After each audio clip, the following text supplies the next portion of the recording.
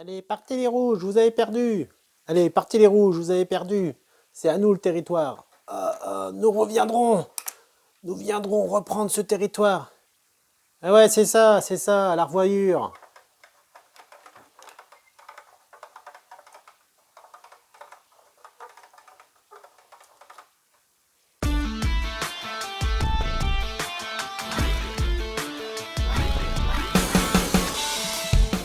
Salut, c'est Wass Stuart.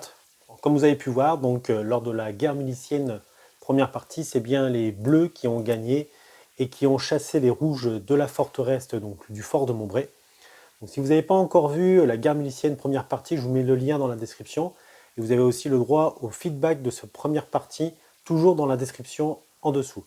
Donc maintenant, je vais vous expliquer comment j'ai monté le scénario numéro 2. Donc c'est les Vauxillards qui ont maintenant le fort de Montbray. Donc c'est toujours deux équipes, vous aurez besoin toujours de 20 joueurs rouges, 20 joueurs bleus, et deux joueurs, un dans l'équipe rouge et un dans l'équipe bleue, qui jouera des démineurs dans l'étape numéro 3. Donc dans l'étape 1, l'équipe rouge prend d'assaut le fort et rentre par la partie basse du fort, que vous voyez en bas qui sera leur spawn de départ. Ils auront pour mission de récupérer 7 objets. Chaque objet est indiqué par un rond rouge sur la carte.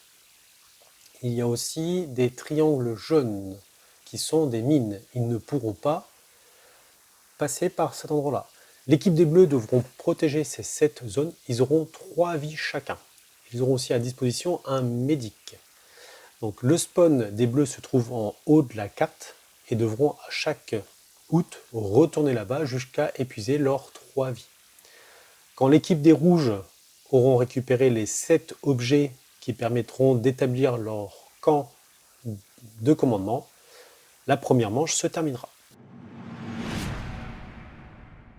Pour cette deuxième étape, l'équipe des Rouges apprend que l'équipe des Bleus sont en train de fabriquer une arme de destruction massive. Pour cela, ils doivent récupérer des morceaux de cartes, la carte que vous voyez, donc les morceaux que vous allez voir qui apparaissent à l'écran, qui est en 6 parties. Ces 6 parties sont cachées dans des pièces que vous voyez sur la carte, qui sont représentées par des carrés rouges et numérotés. Pendant ce temps-là, l'équipe des Bleus doivent accélérer la fabrication de leurs armes. Donc ils devront récupérer une liste de matériel pour finaliser la fabrication de leurs bombes, qui devront les récupérer dans le bâtiment principal tout en bas à droite. Donc l'emplacement est indiqué par un carré bleu. Sur cette liste que vous voyez apparaître, aura des coordonnées. Vous voyez bien sur la carte, on a un quadrillage où seront disposés les 5 éléments manquants de la bombe, qui sont représentés par une étoile bleue. L'étape 3 est la plus grosse étape de ce scénario. L'équipe des Rouges aura de multi-missions à faire. Déjà, ils ont repéré l'emplacement de la bombe, qui est indiqué par un cercle vert. Mais l'accès à cette salle est bloqué par des mines. Pour cela, il faut trouver les démineurs, qui sont représentés par des dés jaunes sur la carte.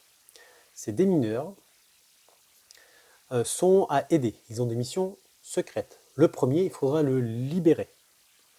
Et le deuxième, il faudra le transporter avec le brancard récupéré dans la première étape et l'amener au spawn pour le guérir. Dans un second temps, les démineurs devront être payés pour excéder du travail. L'argent se trouve sur les joueurs adverses, les joueurs bleus.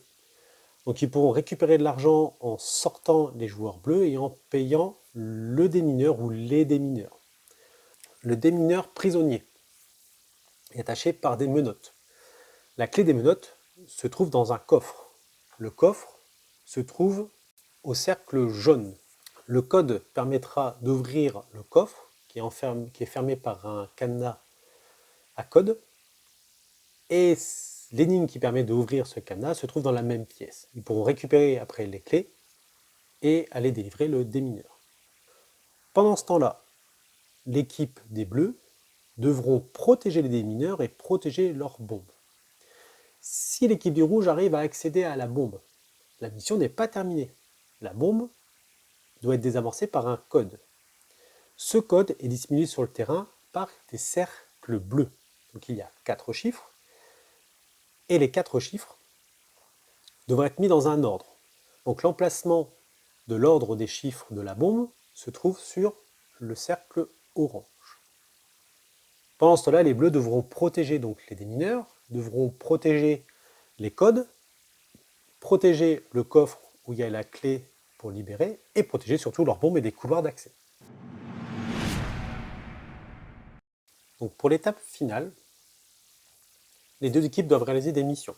Donc l'équipe rouge qui a réussi à délivrer les démineurs, 2 choix s'offrent à eux, ou ils escortent le démineur auprès de la bombe pour qu'ils puissent la désamorcer et la rendre totalement inoffensif, ou ils vont chercher la bombe pour la porter à 1 ou 2 démineurs.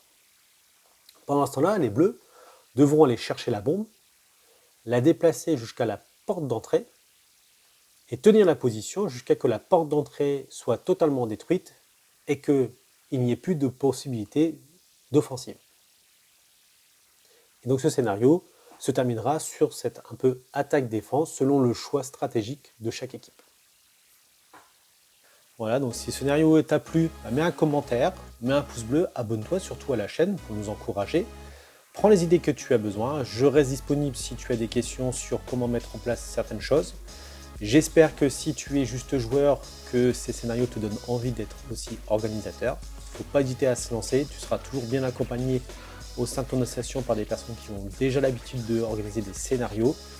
L'importance, voilà, si tu veux vraiment nous encourager, c'est de t'abonner, de mettre des commentaires un peu bleus et surtout de partager sur les réseaux sociaux. Cela nous aiderait énormément.